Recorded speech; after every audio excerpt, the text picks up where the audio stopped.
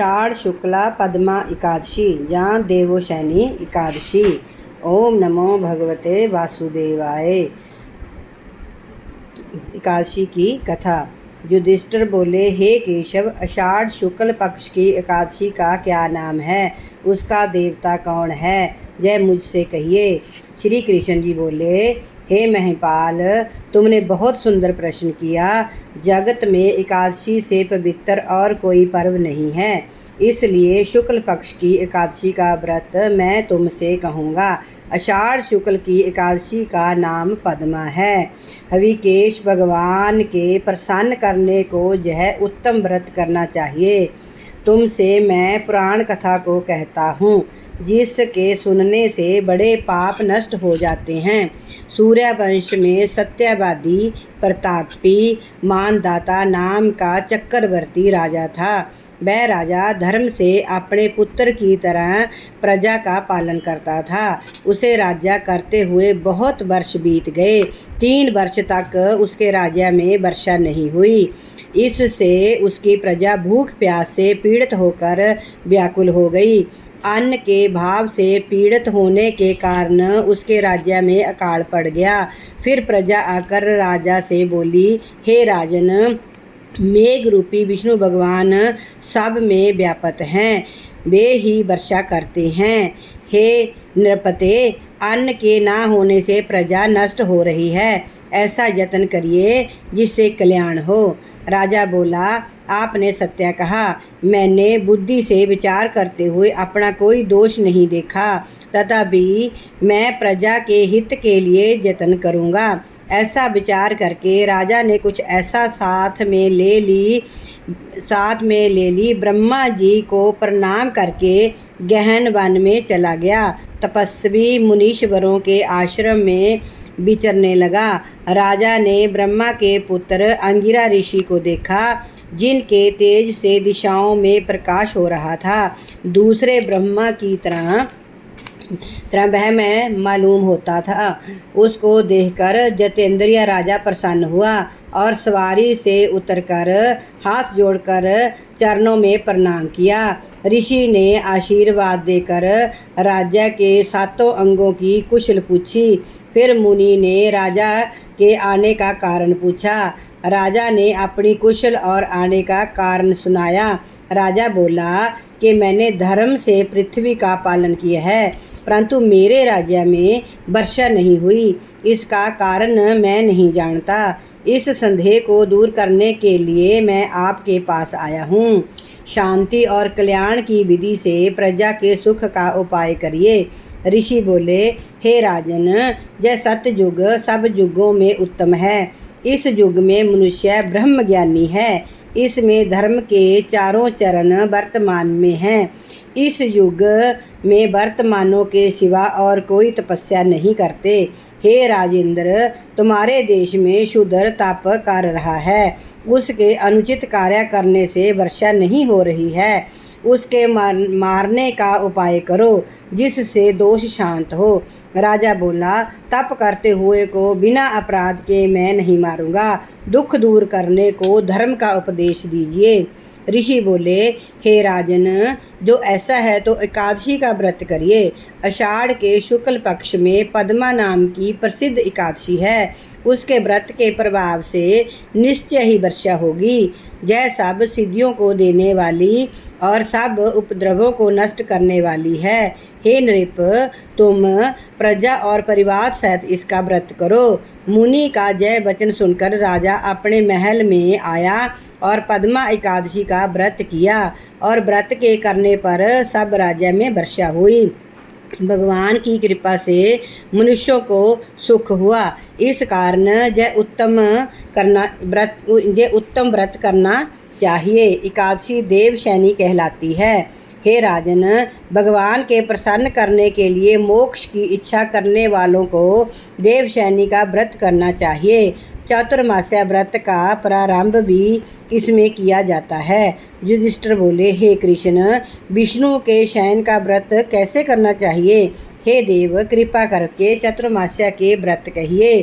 श्री कृष्ण बोले, विष्णु के शयन के व्रत और चतुर्मास्या में जो व्रत कहे हैं उनको मैं तुमसे कहूँगा, तुम सुनो।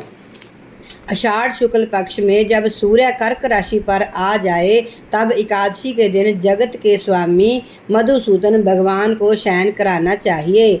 जब सूर्य तुला राशि पर आ जाए तब भगवान का उद्यापन करना चाहिए। आषाढ़ के शुक्ल पक्ष की एकादशी को उपवास करें तो चतुर्मास्या का व्रत जत्नपूर्वक करें, नहीं तो साल भर को पाप नष्ट नहीं हो सकते हैं। जिस महीने में संक्रांति नहीं हो वह देवता और पितरों के काम में वर्जित है। वह महीना मल मास है और अपवित्र है, इसलिए बुद्धिमान मनुष्य इसमें देवता और पितर कार्य ना करें। जो कोई मनुष्य इस व्रत को करता है वह अंत समय में सूर्य के समान प्रकाशमान विमान में बैठकर प्रलय के समय तक विष्णु लोक में निवास करता है। जो कोई देवताओं के मंदिर में सफाई और जल छिड़कते हैं, सावधान होकर चतुर्मास्या का व्रत करते हैं, वे विपंदर वह 7 जन्म तक सत्य और धर्म में तत्पर होते हैं। जो कोई दही, दूध, घी, शहद, बूरे से चतुर्मास्या भगवान को स्नान कराता है उसका विष्णु के समान रूप होता है और अक्षय सुख को भोगता है। जो राजा ब्राह्मण को यथाशक्ति दक्षिणा, भूमि, फल और स्वर्ण दान करता है वह दूसरे इंद्र की तरह स्वर्ग में अक्षय सुख को भोगता है। जो कोई व्रत करने वाला चतुर्मास्या में नित्य पूजन करता है वह अक्षय सुख पाता है। जो गायत्री का जाप करता है उससे व्यास जी प्रसन्न होते हैं। इसके उद्यापन में शास्त्र विहित पुस्तक का दान करना चाहिए। सब विद्वानों के समान शांति देने वाली सुंदर अक्षरों की पुस्तक मैं देता हूँ, इसलिए हे सरस्वती मेरे ऊपर प्रसन्न हो। इस प्रकार प्रार्थना करनी चाहिए। जो कोई नित्य प्रति पुराण अथवा धर्मशास्त्र को सुनता है वह पुण्य आत्मा, सुखी, धनी, धर्मात्मा होता है। जो कोई शिवजी अथवा केशव का जाप करता है वह व्रत की समाप्ति में उस देवता की स्वर्ण की मूर्ति का दान करे। 5 मुख वाले बैल पर बैठने वाले, हर एक मुख में 3 नेत्र, कपाल, त्रिशूल, खटवांग धारी, जिनके माथे में चंद्रमा है, ऐसे सदाशिव जी हैं। अपने देवताओं के निमित्त अमृत को छोड़कर हलाहल विष को ग्रहण किया। हे प्रभु, मैं आपकी शरण में हूँ, आप प्रसन्न होइए। इस प्रकार प्रार्थना करें। नित्य कर्म करके सूर्य को अर्घ्य देवें। सूर्य मंडल में स्थित जनार्दन भगवान का ध्यान करें। व्रत की समाप्ति में स्वर्ण, लाल वस्त्र और गौदान करने से बल की प्राप्ति होती है। व्रत करने वाला चतुर्मास्या में भक्ति से व्याहति अथवा गायत्री मंत्र से तिल का हवन करे। व्रत की समाप्ति में बुद्धिमान ब्राह्मण के लिए उसे 108 अथवा 28 तिल के भरे हुए पात्र देने चाहिए। वह कायिक, वाचिक, मानसिक सब पापों से छूट जाता है, उसको रोग नहीं होता और उत्तम संतान होती है। हे देव, हे जगन्नाथ, मैं तिल का पात्र दान करूँगा, मेरे पाप को नष्ट करिए। इस प्रकार प्रार्थना करें। जो सावधान होकर चतुर्मास्या में अन्न का होम करे तो व्रत की समाप्ति में बस्तर और स्वर्ण घी का कलश दान करना चाहिए। ऐसा करने से ब्रह्मा समान हो जाता है। जो कोई पीपल की सेवा करके समाप्ति में वस्त्र का दान करता है वह सब पापों से छूटकर विष्णु का भक्त होता है। जो तुलसी धारण करता है उसके सब पाप दूर हो जाते हैं और वह विष्णु लोक को प्राप्त होता है।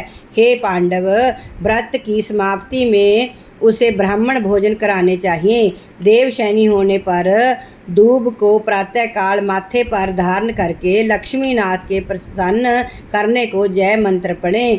हे दुर्वे, तू अमृत से पैदा हुई हैं, सुर असुर सब से तू वंदना की गई हैं, तू सौभाग्य और संतान देने वाली हैं।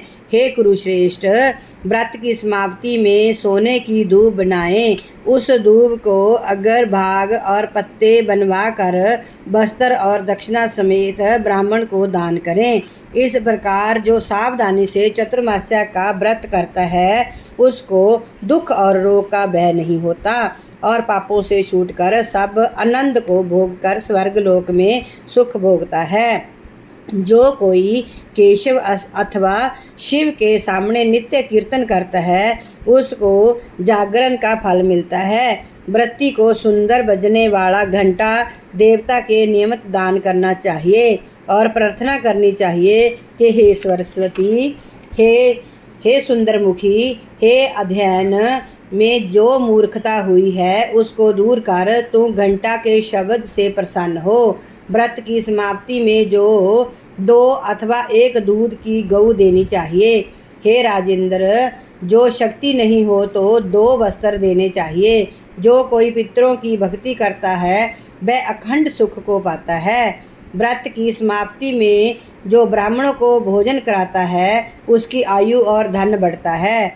जो प्रातःकाल संध्या करके नित्य ही समाप्ति में ब्राह्मण को घी का घड़ा, 2 वस्त्र, तिल और घंटा देता है वह सरस्वती के तत्व को जानकर विद्यावान होता है। सदा दान करने वाला मनुष्य सब दुखों से छूटकर रूपमान और भाग्यशाली होकर अखंड सुख को भोगता है। जो नित्य शाक, मूल, फल तथा शक्ति ब्राह्मणों को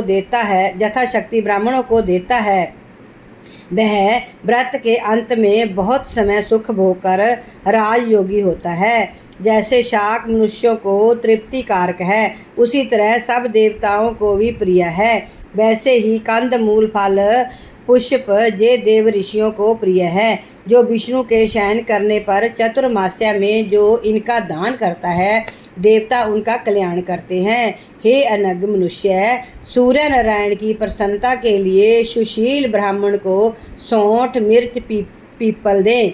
उस सौंठ, मिर्च, पीपल में दक्षिणा रखकर इस मंत्र को पढ़ें। जैसे सौंठ, मिर्च, पीपल मनुष्य के सब रोगों को दूर करते हैं वैसे ही सूर्य भगवान इसके दान करने से प्रसन्न होते हैं। बुद्धिमान मनुष्य को भले प्रकार से व्रत करके उद्यापन करना चाहिए।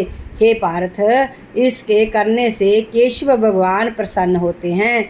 दिन से भगवान क्षीर सागर में शयन करते हैं और जब जागते हैं उतने दिन का एकाग्र चित्त से उपवास करने वाले मनुष्य को गरुड़ ध्वज भगवान श्रेष्ठ गति देते हैं। बोलिए विष्णु भगवान की जय।